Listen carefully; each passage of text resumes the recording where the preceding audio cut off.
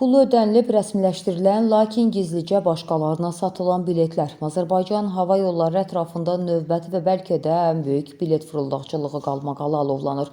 Sosial şəbəkədə sərnişinlərin etiraz videosunu paylaşan Şəlalə Həsənov adlı istifadəçinin iddiaları milli aviadaşıyıcı haqqında şok reallıqları üzə çıxarıb. Əllərində bilet olduğu halda uçuşun qəfildən ləğv edildiyini öyrənən sərnişinlər hava limanında üsyan edirlər. Milli aviadaşıyıcı ilə uçmaq istəyən vətəndaşların növbəti səfər planı tam mənada kabusa çevrilib. Facebook səhifələrinin birində Şəlalə Həsənova tərəfindən paylaşılan və qısa müddətdə böyük rezonans doğuran videoda sərnişinlərin açıq etirazı əks olunub. İddialar isə dəhşətdir. Vətəndaşlar bildirirlər ki, pullarını ödəyib aldıqları qanuni biletlər heç bir xəbərdarlıq edilmədən gizlicə başqa şəxslərə satılıb.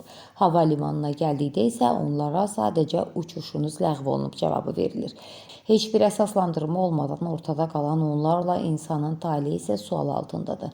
Reyslərin qəfil ləğv edilməsi səbəbindən çağırışla hərbi xidmətə tələsən gənclər xidmət yerində vaxtına çata bilmir və qanun qarşısında gecikmə təhlükəsi yaşayırlar. Xaricdə və ya digər şəhərlərdə ağır xəstə yanına müalicəyə tələsənlər üçün isə bu gecikmə həyati risk deməkdir. İnsanları ən çox qəzəbləndirən isə qarşılarında heç bir rəsmi izahat verən məsul şəxsin olmamasıdır.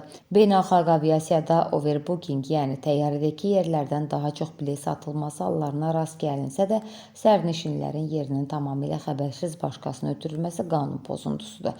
Vətəndaş soruşur, əgər uçuş ləğv olunubsa, biletlər necə başqasının adına keçə bilər?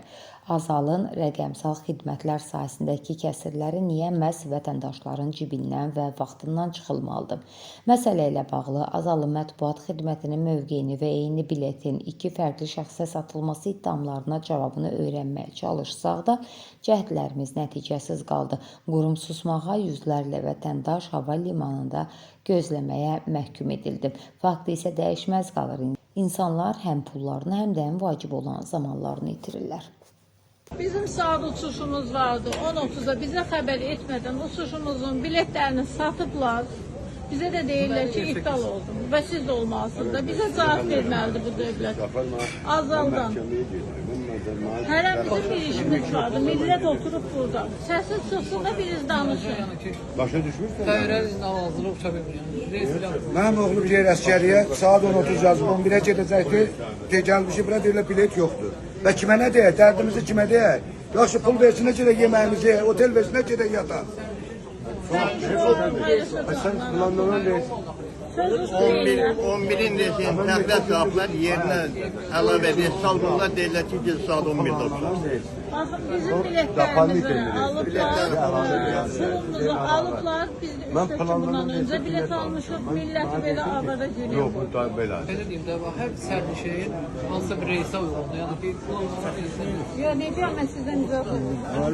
Xeyr, o da verir ki, çəkik edir ki, bizim bu mən kimə olursa video deyəcəm sizə. Mən Səbinə xanım, vətəndaş Səbinə xanım. Yox, mənə dedi çəkə bilərsən.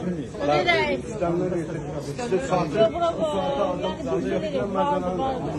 Vardı. Mən onu sizlərə qarşı bilməm. İşimin dalınca getmək. Ne diyəm, məzən